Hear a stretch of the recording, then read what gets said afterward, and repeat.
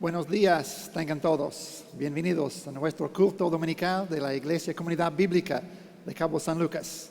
Tenemos ordenados hoy algunas canciones, vamos a tener un tiempo de la predicación, pero todos sean bienvenidos. Gracias por tu preferencia en nuestra iglesia. Quiero comenzar con una lectura de la Biblia, Salmo 57.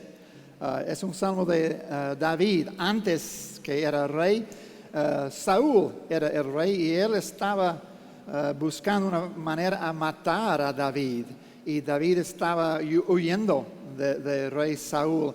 Y se encuentra, vamos a ver aquí, David se encuentra con sus compañeros en una cueva, escondido de Saúl. Y él escribió eso en su diario. Creo que él está escribiendo ese día en su diario y qué pasó en ese día en la cueva, escondido de rey Saúl, persiguiéndole para matar a David. ¿Qué dice David? Salmo 57. Ten misericordia de mí, oh Dios, ten misericordia de mí, porque en ti ha confiado mi alma, y en la sombra de tus alas me amparé, hasta que pasen los quebrantos. Clamaré al Dios Altísimo, al Dios que me favorece. Él enviará desde los cielos y me salvará de la infamia del que me acosa. Dios enviará su misericordia y su verdad. Mi vida está entre leones. Estoy echado entre hijos de hombres que vomitan llamas. Sus dientes son lanzas y saetas, y su lengua espada aguda. Exaltado sea sobre los cielos, oh Dios, sobre toda la tierra sea tu gloria. Red han armado a mis pasos, sea abatido mi alma. Hoyo concavado delante de mí, en medio de él han caído ellos mismos. Pronto está mi corazón, oh Dios, mi corazón está dispuesto. Cantaré y trovaré salmo. Despierta, alma mía, despierta, salterio y arpa. Me levantaré de mañana. Te alabaré entre los pueblos, oh Señor. Cantaré de ti entre las naciones, porque grande es hasta los cielos tu misericordia y hasta las nubes tu verdad. Exaltado seas sobre los cielos, oh Dios, sobre toda la tierra sea tu gloria. Y vamos a comenzar con la idea aquí, el concepto de Dios. David tiene esa idea que en medio de cualquier situación de peligro, de cualquier situación, su esperanza estaba en Dios. Y leemos aquí en ese salmo la evidencia que está esperando en él. Y vamos a ver algunos pasajes aquí de ese salmo mientras las canciones, pero comenzar con esa primera canción. Esa dice, nada es imposible. Y David está expresando que en medio de todo ese conflicto, nada es imposible. Y eso es un tiempo de alabanza, adoración para David. Y también nosotros entramos en este tiempo de alabanza. So vamos a cantar, nada es imposible. Mi esperanza está en ti, Señor. Cantemos eso.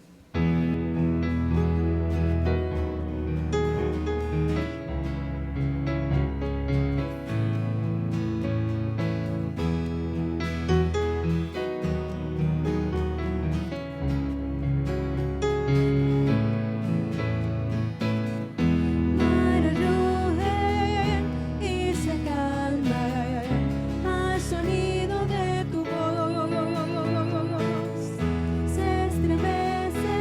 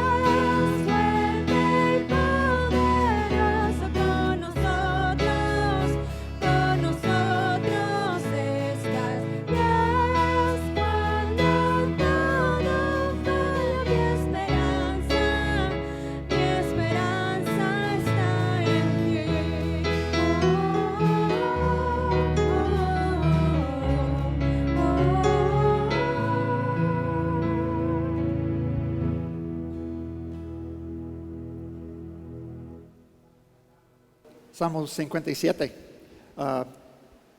David atrapado en una cueva, esperando a morir allá. Y obviamente nosotros no estamos pasando por eso, pero venimos aquí en diferentes situaciones, diferentes dificultades. ¿Y qué dice Salmo 57? David expresando, en la sombra de tus alas. Él estaba allá. Y él, verso 2, clamaré a Dios Altísimo. 7, cantaré y trovaré salmos. Verso 9, cantaré a Él. Su respuesta en la situación difícil era buscar a Dios, poner su esperanza en Él. Y su mensaje por sus canciones aquí en este salmo, en verso 10, porque grande es hasta los cielos tu misericordia y hasta las nubes tu verdad. Exaltado sea sobre los cielos, oh Dios, sobre toda la tierra sea tu gloria. Era su mensaje, es nuestro mensaje hoy. En cualquier situación ponemos la esperanza en Dios, cantaremos a Él, sabiendo que sobre toda la tierra sea tu gloria. Tenemos dos canciones aquí. Vine a adorarte y Dios digno es el Señor, nuestro Salvador. Cantemos.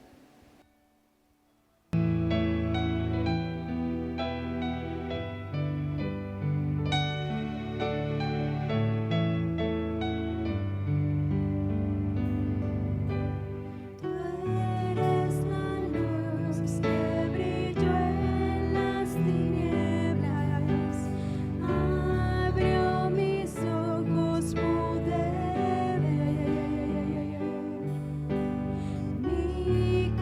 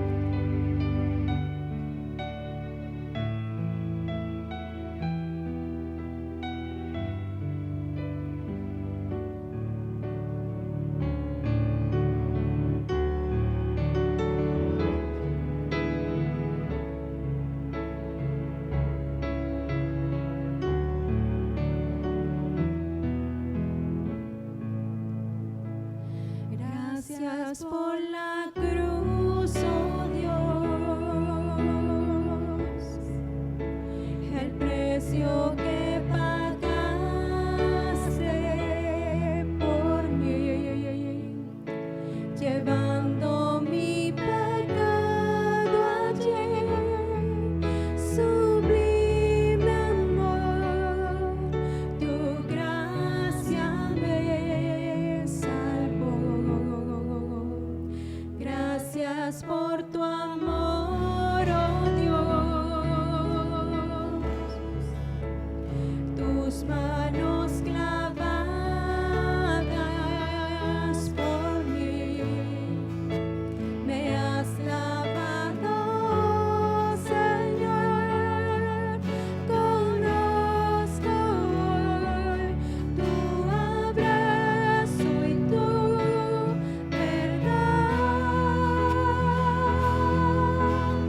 Digno es el Señor, en su trono está. Hoy te coronamos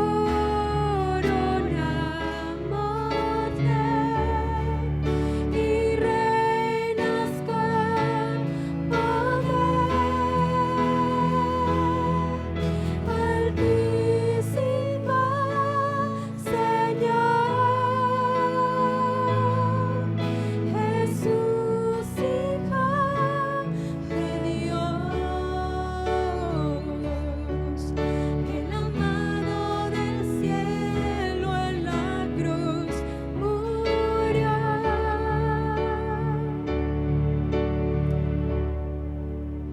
Digno es el Señor.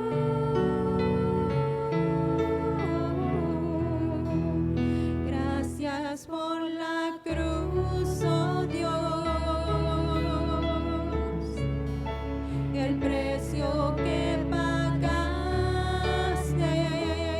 por mí, llevando mi pecado allí, sublime amor, tu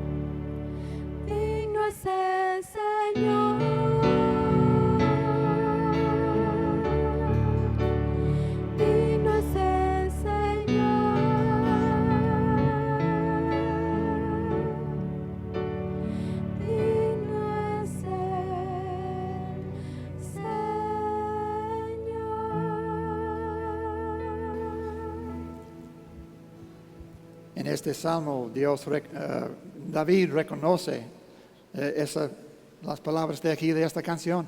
Y en verso 7, David dice, pronto está mi corazón, oh Dios, mi corazón está dispuesto. Venimos a adorar, venimos a cantar, pero también venimos a escuchar. Desde su trono hasta nuestros corazones. Cantemos, habla, oh Dios, habla a nosotros, a nuestros corazones.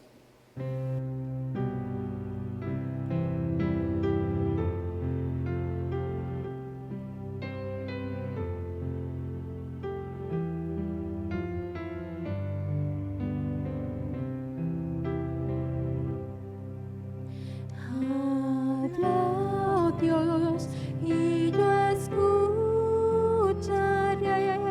Quiero recibir tu palabra fiel. Tu verdad, plántala en mi ser y moldeame a tu imagen. Que tu gracia, Dios, dé su fruto en mí, produciendo amor y el obrar por fe. Habla, oh Dios, y haz tu obra en mí para tu honor y tu gloria.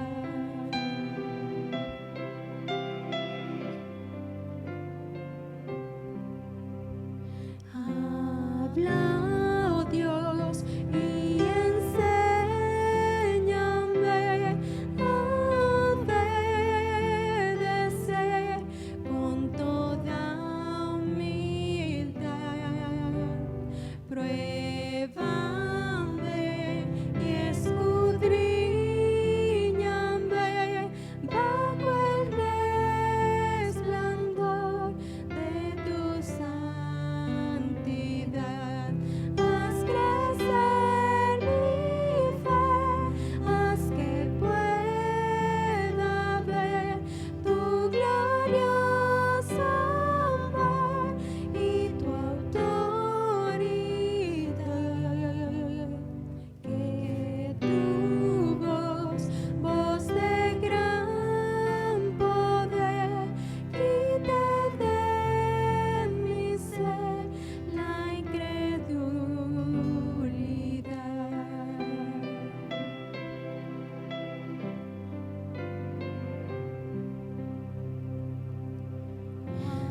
Habla, oh Dios, y renuévame para comprender tus propósitos.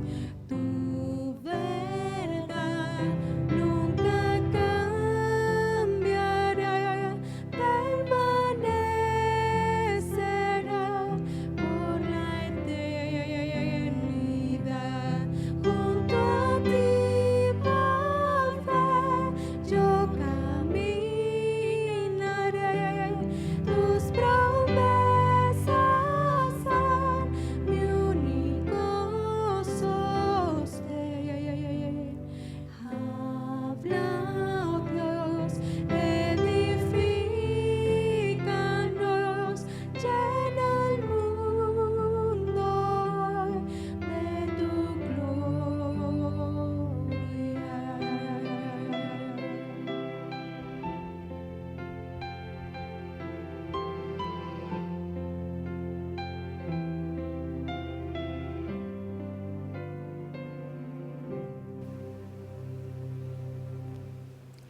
Oremos conmigo.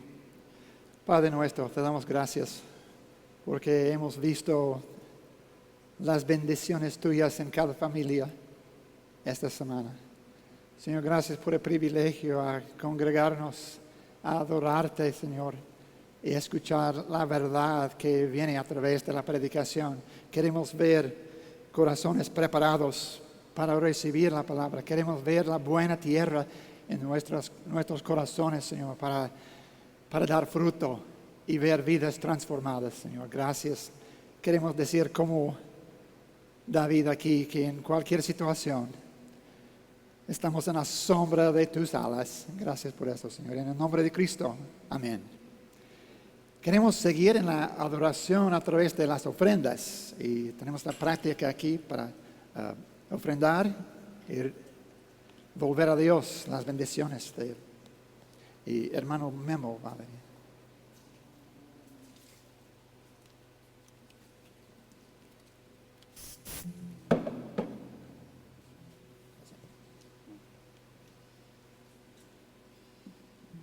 Hola hermanos, buenos días. Ha llegado el momento de las ofrendas. Me gustaría que leyéramos en el libro de Primera de Crónicas, en el capítulo 16, en el verso 29, dice así: Dad a Jehová la honra debida a su nombre, traed ofrendas y venid delante de él, postrados delante de Jehová en la hermosura de su santidad. Esta es la manera en que debemos de traer las ofrendas, postrándonos delante de Dios en su santidad. En 2 de Corintios 9:7 dice esto: cada uno dé como propuso en su corazón, no con tristeza ni por necesidad, porque Dios ama al dador alegre. Dios merece todo lo que tenemos, Él es el dueño de todo. Sabemos que estamos pasando por tiempos difíciles, hermanos, pero pues Él merece todo lo que nosotros tenemos, porque Él es el proveedor, no nos ha dejado sin sustento y pues Él provee. Los que estamos aquí en la iglesia podemos pasar al cajón que está en la puerta para depositar las ofrendas al finalizar, y los que están allá en casa se pueden comunicar con el hermano Fernando para ver cómo pueden hacer llegar sus ofrendas si es que lo deciden. Vamos a orar, hermanos. Amado Señor, le damos las gracias, Padre, por que usted es bueno, Señor. Gracias por Cristo, que es el que nos ha permitido estar aquí, Señor, al redimirnos y al perdonarnos, Señor, por su sacrificio hermoso. Sabemos que usted está proveyendo nuestros hogares, está dando sustento a nuestras familias, Señor, y sabemos que tal vez hay algunos que no tienen trabajo en este momento, Señor, pero usted los ha sustentado hasta este momento, y sabemos que pues usted puede ayudar a otros hermanos para hacer la obra y ayudar a otros, Señor. Le pedimos que nos ayude a identificar esas necesidades y podamos ayudar a quien lo necesite, y asimismo para su obra, para que pueda seguir su ministerio en pie, Señor. Gracias por todo, en el precioso nombre de Cristo. Amén.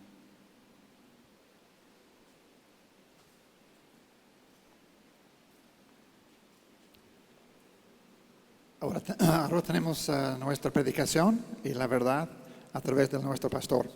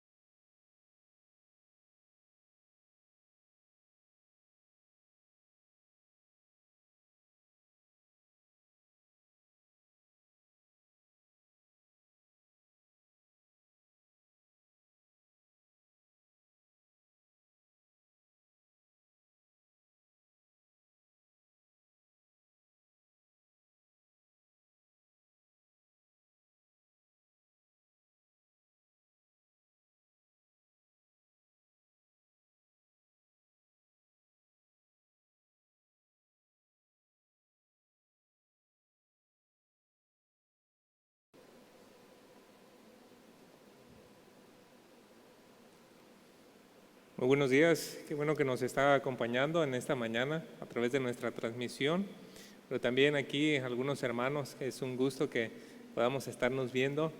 Escuchamos buenas noticias esta semana de que ya va a hacer este cambio en el semáforo número 4, y vamos a, con la ayuda de Dios, poder reunirnos el próximo domingo con un aforo del 40%. Lo único que se ha estado requiriendo es de que personas embarazadas, niños y personas mayores puedan quedarse en su casa, para seguir más bien con la transmisión, esperando que este efecto nos pueda ayudar, pueda servir para ir avanzando, ir progresando en esto de la pandemia y que podamos estar lo más pronto posible ya reunidos aquí en la iglesia. De cualquier manera, estamos tratando de tomar todas las medidas necesarias para llevar a cabo nuestro servicio con todo orden y en la mejor manera posible.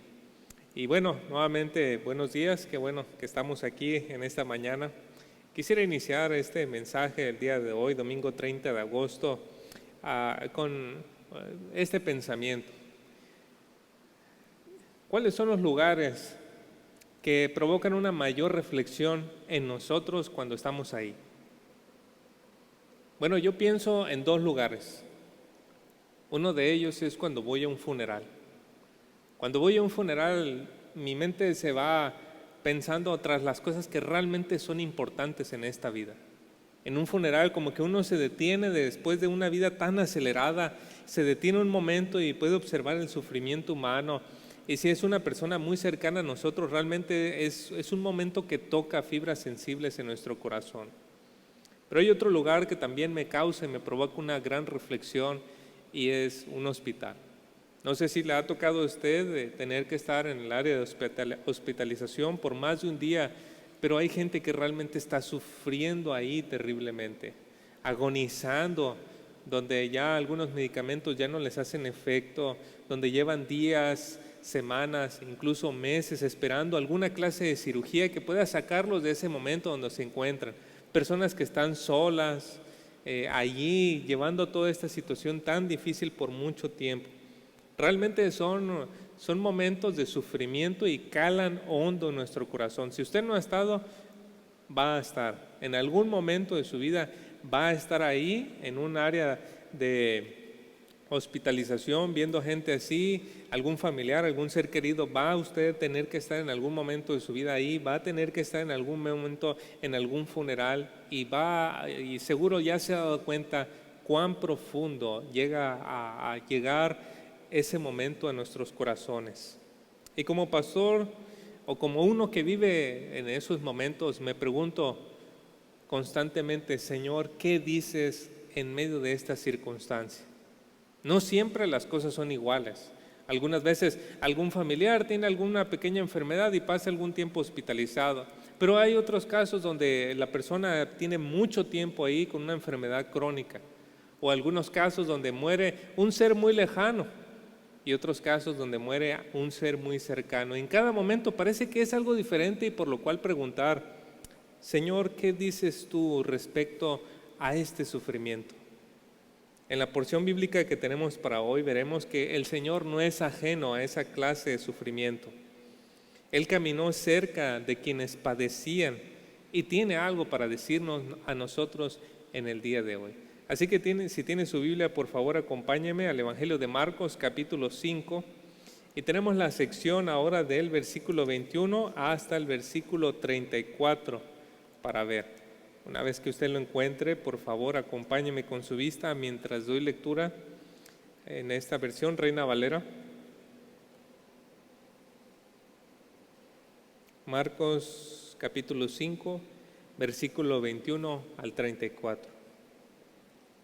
Dice así la palabra de Dios. Pasando otra vez Jesús en una barca a la orilla, se reunió alrededor de él una gran multitud y él estaba junto al mar. Y vino uno de los principales de la sinagoga llamado Jairo, y luego que le vio, se postró a sus pies y le rogaba mucho diciendo: mi hija está agonizando, ven y pon las manos sobre ella para que sea salva y vivirá. Fue pues con él y le seguía una gran multitud y la apretaban. Pero una mujer que desde hacía 12 años padecía de flujo de sangre y había sufrido mucho de muchos médicos y gastado todo lo que tenía y nada había aprovechado, antes le iba peor, cuando oyó hablar de Jesús, vino por detrás entre la multitud y tocó su manto, porque decía: si tocare tan solamente su manto, seré salva. Y enseguida la fuente de su sangre se secó y sintió en el cuerpo que estaba sana de aquel azote. Luego Jesús, conociendo en sí mismo el poder que había salido de él, volviendo hacia la multitud, dijo: ¿quién ha tocado mis vestidos? Sus discípulos le dijeron: ¿ves que la multitud te aprieta y dices, ¿quién me ha tocado? Pero él miraba alrededor para ver quién había hecho esto. Entonces la mujer, temiendo y temblando, sabiendo lo que ella había sido hecho, vino y se postró delante de él y le dijo toda la verdad. Y él le dijo: hija, tu fe te ha hecho salva. Ve en paz y queda sana de tu azote. Oremos. Señor, Dios de toda misericordia, compasión y bondad, y a la vez el Dios todopoderoso, quien movido a misericordia nunca se ve imposibilitado de hacer aquello que quiere lograr. A diferencia de nosotros, Señor, que muchas veces queremos ayudar y no está en nuestros medios el hacerlo, usted no, Señor.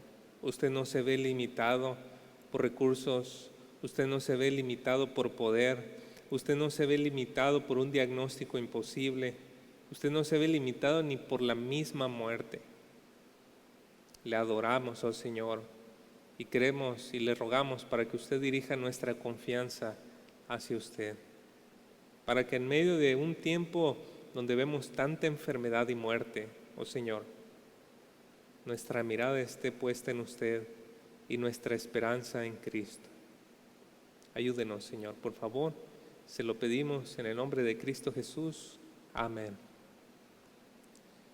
Bien. Para darles un poquito de panorama de esto, en la lectura que tuvimos previamente, usted se habrá percatado que no terminamos de ver qué aconteció con Jairo, aquel principal de la sinagoga que se acercó a Jesús. En su lugar pudimos notar que mientras se nos estaba contando la historia de un hombre que había llegado ante Jesús, se había postrado y le había pedido que fuera por allá con su hija, que estaba gravemente enferma, de repente se mete una historia en medio, se intercala una historia de una mujer. Y esta no es la primera vez que sucede en el Evangelio de Marcos, que se intercala una historia cuando se está contando otra. Ustedes recuerdan, por ejemplo, cuando en Marcos capítulo 3 nos dice que la familia de Jesús fue a verlo y de pronto se intercala la historia de los líderes religiosos que se oponían fehacientemente al Señor Jesucristo. Entonces tenemos otra vez alguna cosa así. Y a mí me gustaba cuando leía novelas que sucedían ciertas cosas así. Uno leía un capítulo y contaba una escena, y en el siguiente capítulo uno veía otra escena completamente diferente, pero después de unos 5 o 7 capítulos uno veía cómo estas escenas llegaban a conectar y cómo personajes distintos llegaban a entrelazarse sus vidas para formar toda la historia de la novela.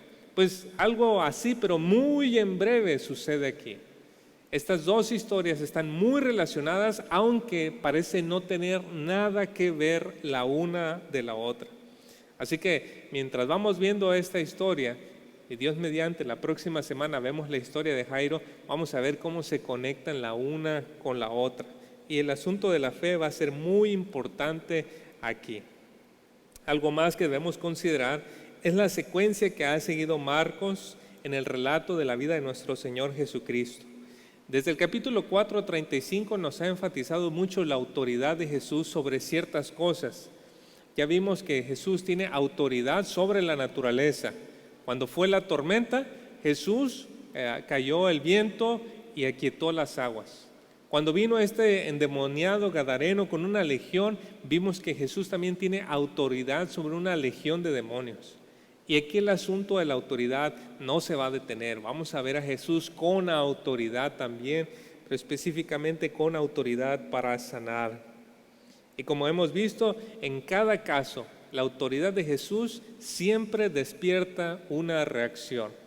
En el caso de los discípulos, cuando vieron que cuando detuvo los vientos y aquietó las aguas, ellos tuvieron un gran temor y dice, ¿quién es este hombre? Cuando sanó al endemoniado gadareno, Vinieron las personas y cuando vieron que estaba el hombre endemoniado en su juicio cabal, bien vestido, viendo al Señor delante de él, ellos también tuvieron temor. Y vamos a ver que también cuando el Señor hace algo con la mujer y con la hija de Jairo, hay reacción de parte de las personas. No podemos ser simplemente indiferentes a la autoridad de Jesús. Cuando lo vemos a Él, cuando conocemos su poder, no podemos simplemente quedarnos callados. Impacta nuestras vidas. Él hace una obra maravillosa en nosotros. Y así nos lo deja ver ahorita la sección que nosotros tenemos. Había mucha gente que seguía a Jesús. Ellos podían reconocer que este no era un hombre común. Tenía que ser alguien especial, a lo menos un profeta. Y por eso cada lugar donde Jesús recorría, había mucha gente que le estaba siguiendo. En el versículo 21 nos dice: pasando otra vez Jesús en una barca a la otra orilla, se reunió alrededor de él una gran multitud y él estaba junto al mar. Recordemos que antes de eso Jesús había ido a la región de Gerasa, fue la predicación de la semana pasada, y las personas nativas de ahí le dijeron: por favor, vete de nuestro lugar. Y Jesús se retiró de ahí. Entonces aquí lo tenemos subiéndose nuevamente en el barco, cruzando otro lugar que no se nos dice dónde es, pero muy seguramente era una región judía. Lo vemos porque había multitud de judíos siguiéndole. Entonces llega a este lugar y ya la gente estaba esperándole. Multitud de personas. Nuestro Señor era sumamente popular. Tenía una fama grandísima. Había muchísima gente ya esperando a que el Señor arribara ahí en este lugar, se detuviera junto con sus discípulos. Y aquí es donde empieza a relatarnos la historia en una forma muy vívida.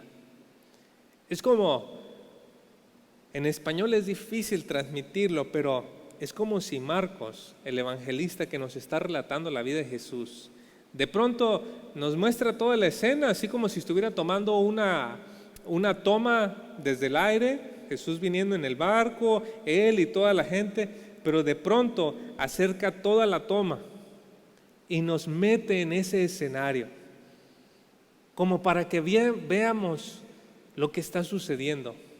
Él no nos está relatando las cosas en el tiempo pasado.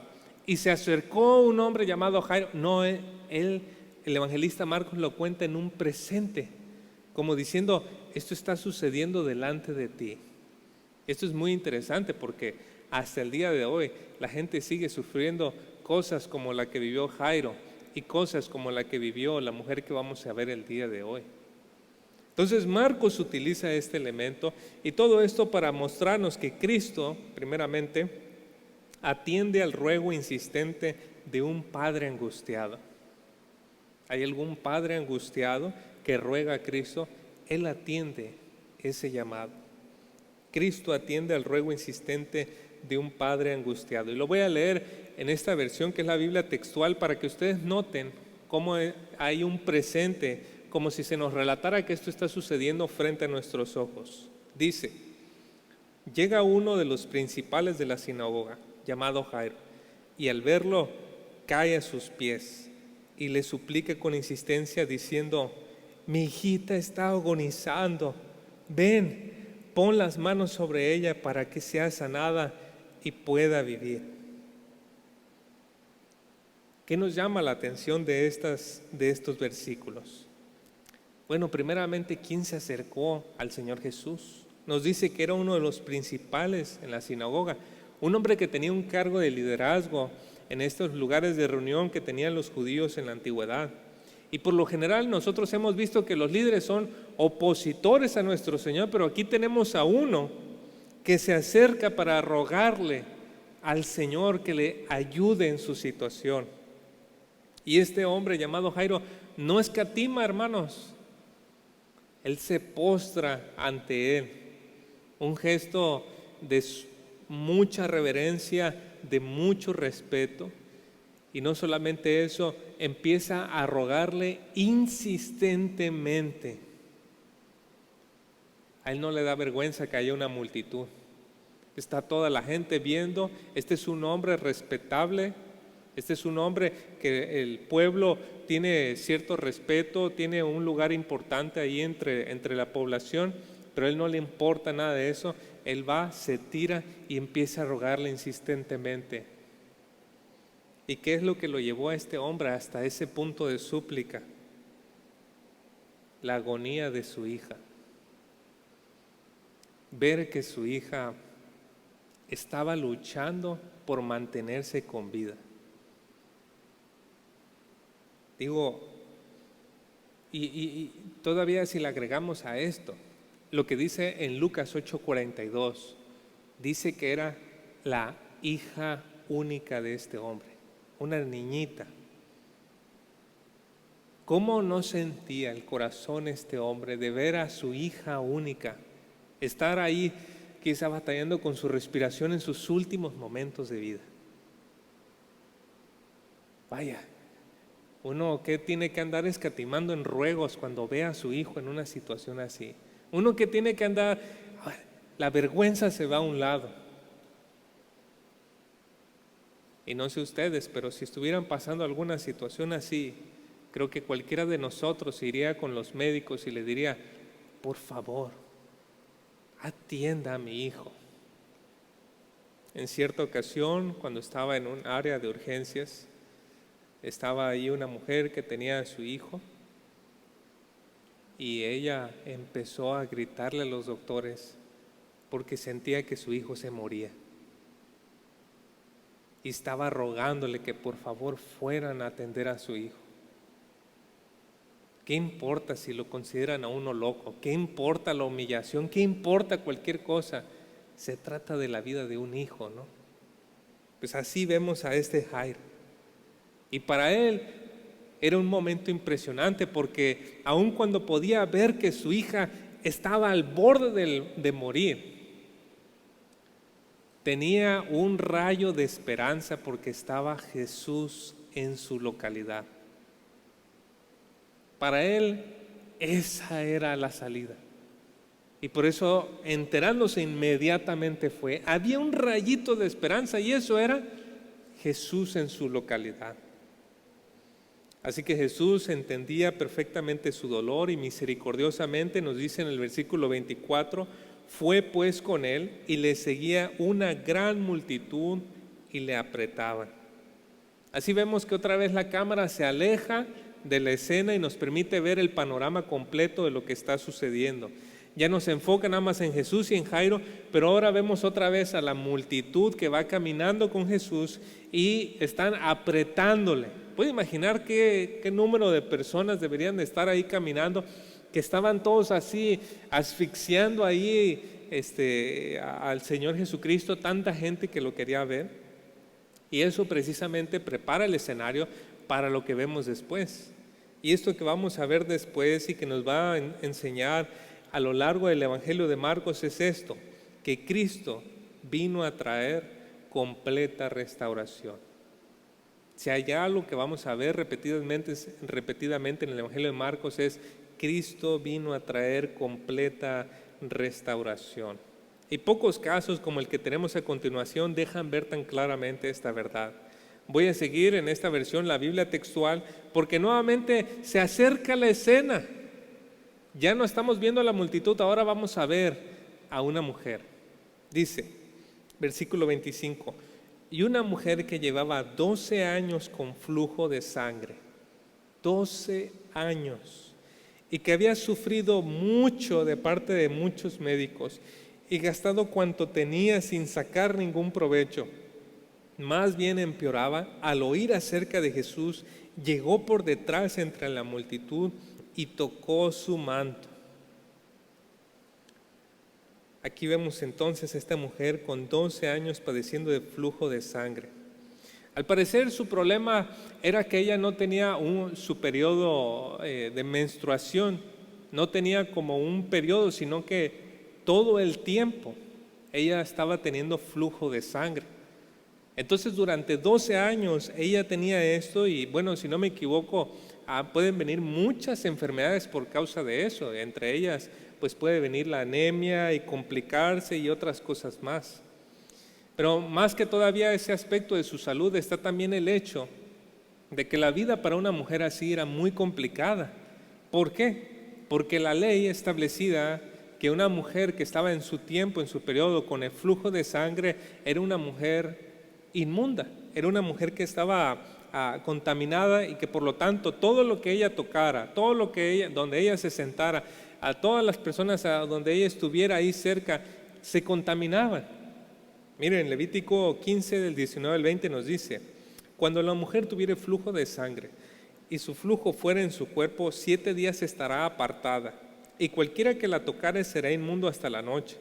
Todo aquello sobre que ella se acostare mientras estuviere separada estará inmundo. También todo aquello sobre que se sentare será inmundo.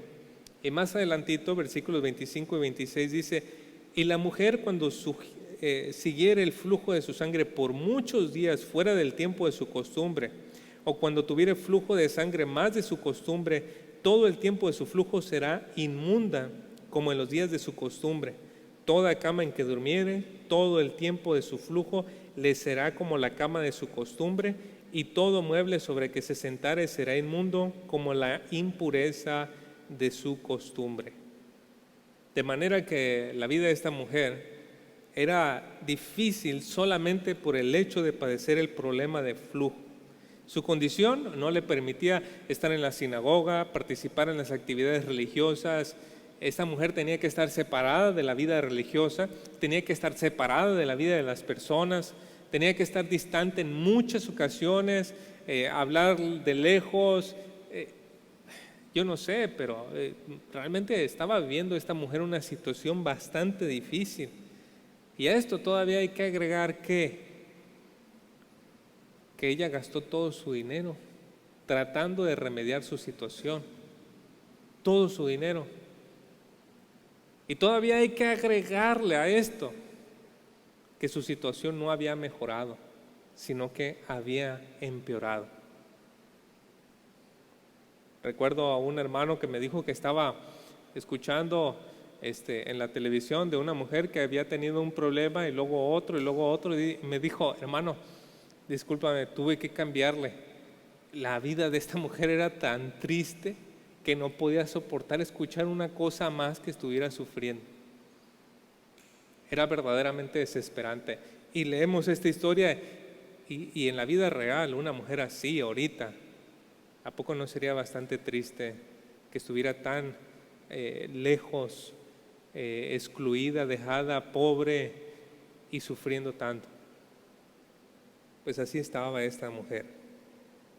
Nosotros podemos conocer historias así en los hospitales. Uno puede encontrar camillas con historias de personas, una situación desgarradora, gente sola allí soportando el dolor, agonizando, gritando en las noches sin poder dormir. Tarde o temprano, queridos hermanos que nos están viendo a través de la transmisión o aquí presentes, nos tocará tener que ver con esa situación. Estaremos viendo ahí personas agonizando y será muy duro para nosotros. El caso de nuestra historia es el de alguien que ya no tenía ni recursos ni ayuda humana para sacarla de donde ella se encontraba. Y este era semejante al caso del endemoniado gadareno. Nadie podía hacer nada por aquel hombre. Cuando quisieron atarlo, el hombre se escapaba. No había nada que se pudiera hacer por él. Este se parece al caso también del leproso. ¿Recuerdan? En Marcos capítulo 2, si no me equivoco, el leproso también viene ante Jesús. Nadie podía curar la lepra. Tenemos otro caso imposible para los hombres. Una mujer que se acerca con esta condición. Pero precisamente, y enfatizo, en el lugar donde no hay nadie para ayudarnos, tenemos un terreno fértil para la fe. En el lugar donde no hay nadie para ayudarnos, tenemos un terreno fértil para la fe. Pero le voy a ser honesto, a mí no me gusta hallarme en ese lugar. Me gusta que por lo menos digan: tienes 2 opciones. Difíciles, casi imposibles, pero hay opciones. Pero el lugar imposible no es agradable. Pero ese es un lugar fértil para la fe. En el caso de la mujer, en ese lugar había un terreno fértil para la fe. ¿Para la fe en quién? en el Señor Jesucristo. Él había demostrado que podía sanar muchas enfermedades. La mujer había escuchado el testimonio de que Jesús podía sanar muchas enfermedades, así que ella pensaba, esta es mi oportunidad. Ella tenía un rayo de esperanza en Jesús, como también lo tuvo Jairo. Su hija estaba a punto de morir, pero pensaba, Jesús está en mi localidad.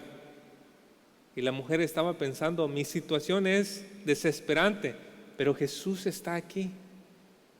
Y por eso es que ella va, entra, se mete entre la multitud para tocar el manto de Jesús. Y versículo 28 y 29 nos dice, porque decía, si tocare tan solamente su manto seré salva. Y enseguida la fuente de su sangre se secó y sintió en el cuerpo que estaba sana de aquel azote. Vaya, parece que una creencia generalizada de aquellos tiempos era que si una persona tenía el poder para sanar, ese poder no estaba en su piel, sino que también se traspasaba a sus ropas. Y en el caso de Pedro vemos que en el libro de Hechos hasta su sombra sanaba a las personas. Bueno, no es que exactamente el poder residía exactamente en Pedro, sino que Dios obraba a través de la fe que las personas tenían en lo que Pedro proclamaba.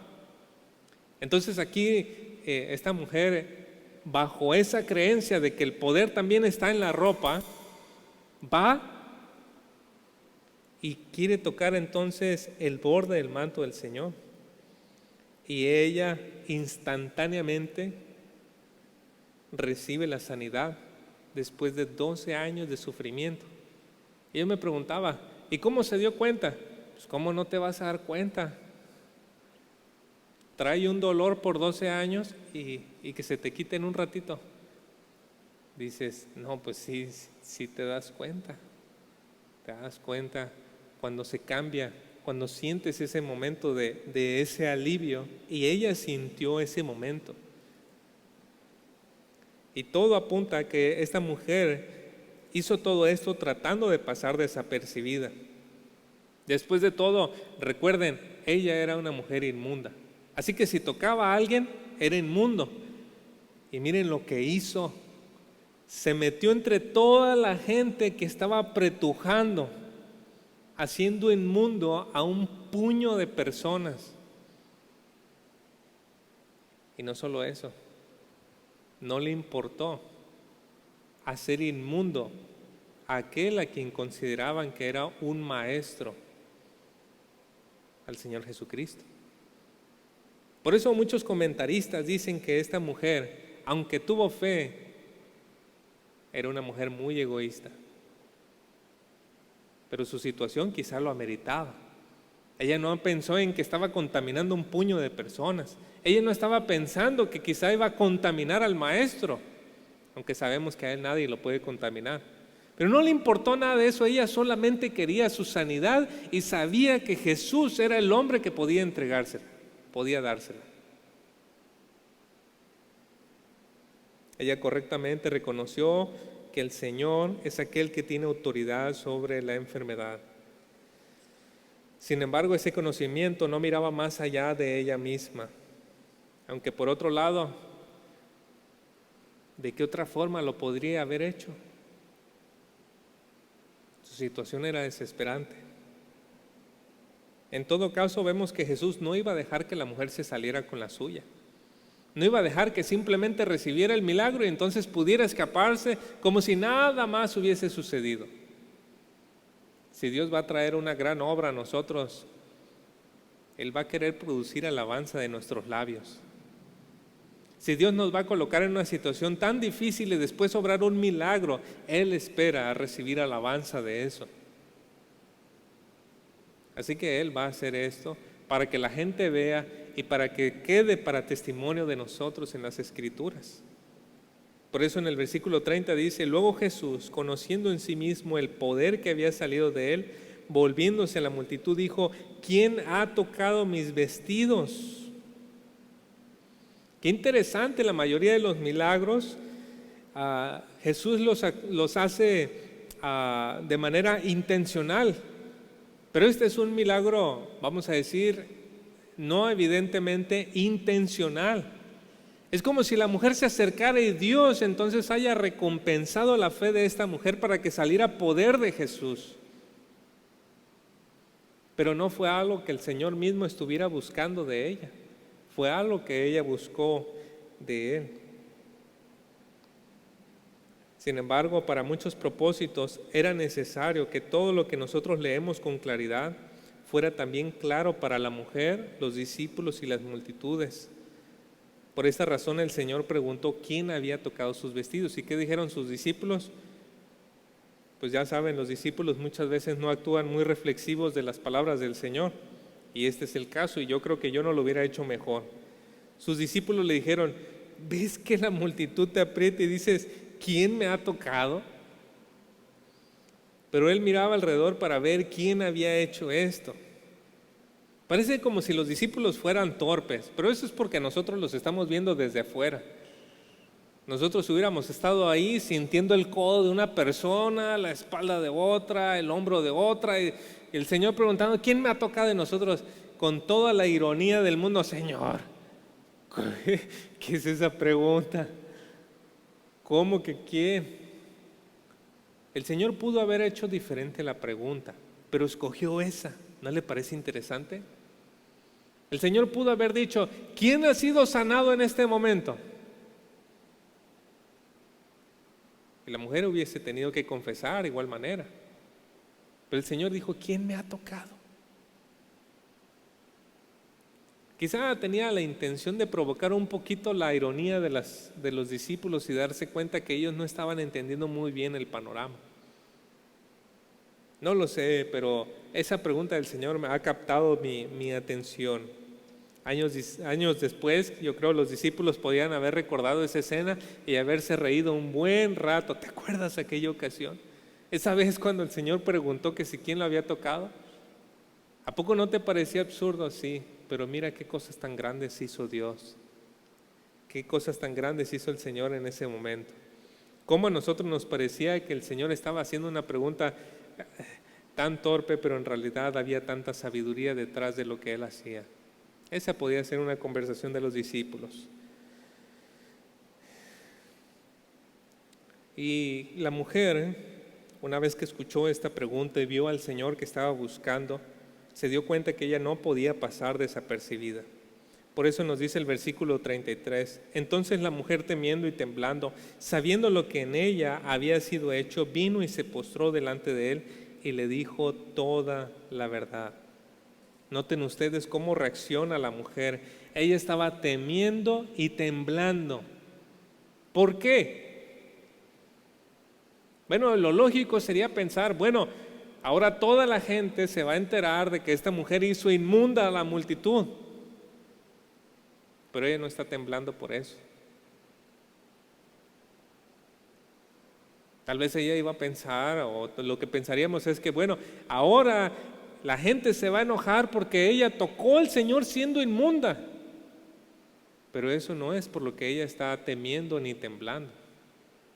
El versículo nos dice que ella estaba temiendo y temblando porque sabía lo que le había sucedido.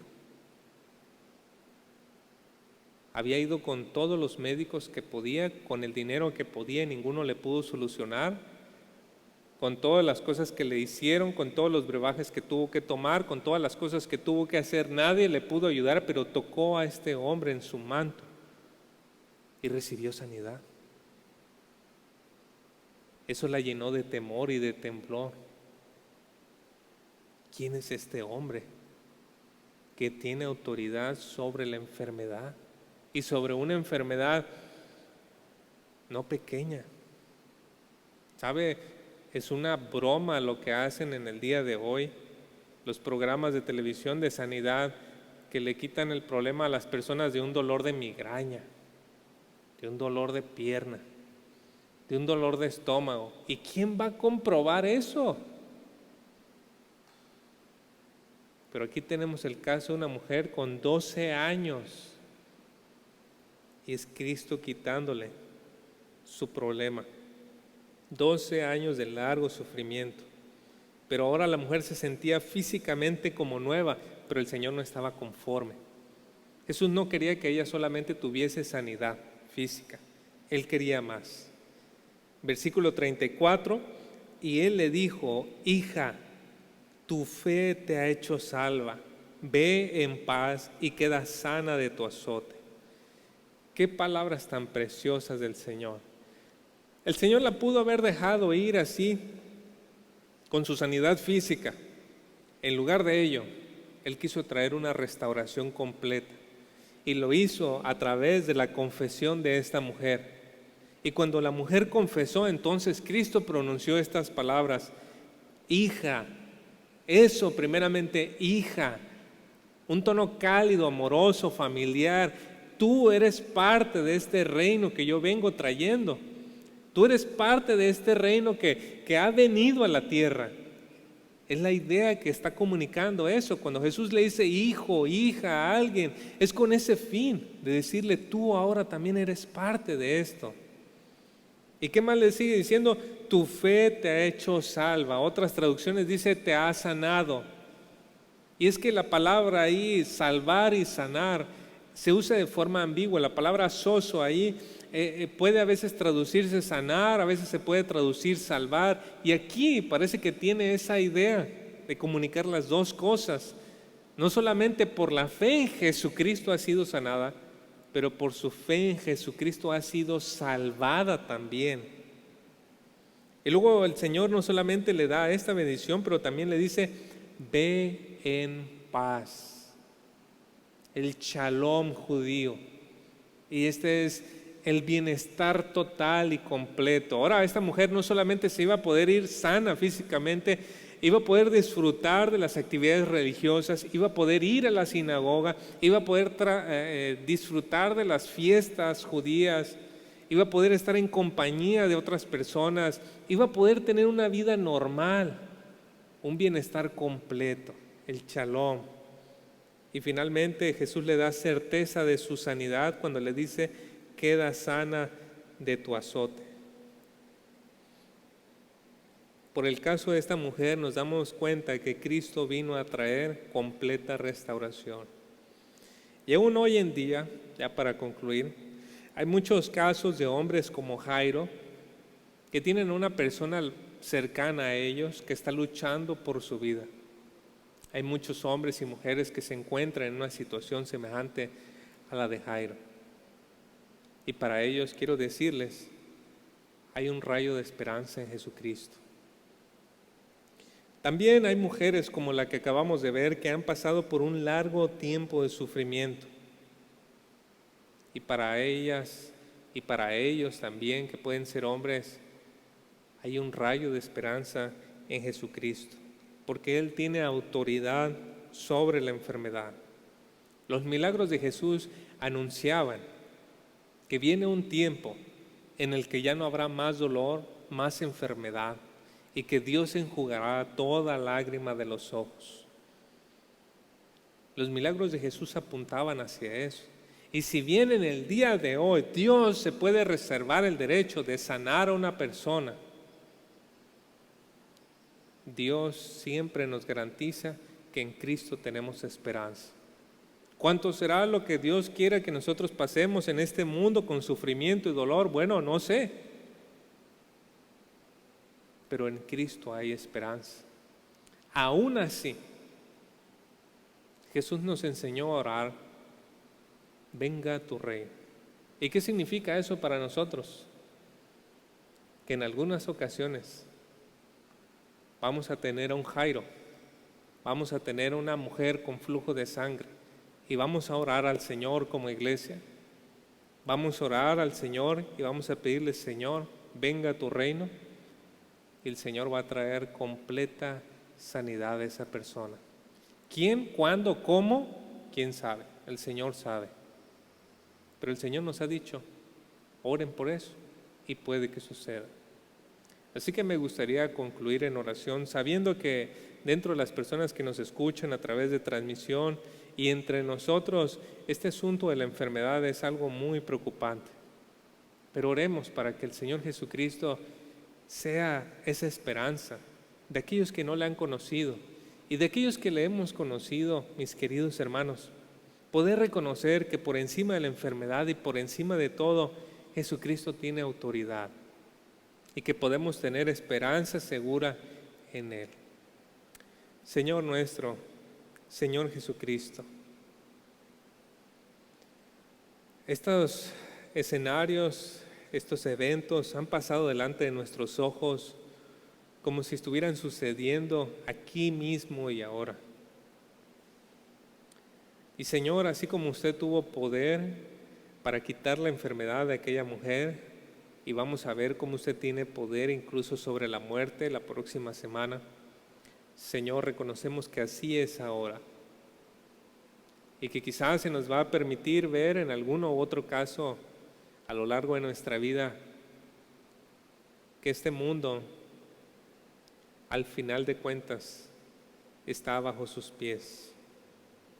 Que usted reine con autoridad y que usted traerá un reino pleno aquí a la tierra. Oh Señor, aliente nuestros corazones con fe para mirarle a usted con autoridad. Aliente nuestros corazones, Señor, para mirarle con esperanza y con gozo en medio de la enfermedad. Sea usted dando consuelo a aquellas familias, Señor, que en estos momentos están sufriendo cerca de alguna persona que está teniendo dificultades en su salud. Señor, que sea usted su esperanza. Se lo pedimos y le damos gracias por escucharnos y porque usted responde a nuestras oraciones. En su nombre, el nombre que es sobre todo nombre, en nombre de Jesucristo, pedimos todo esto. Amén. Que el Señor les bendiga.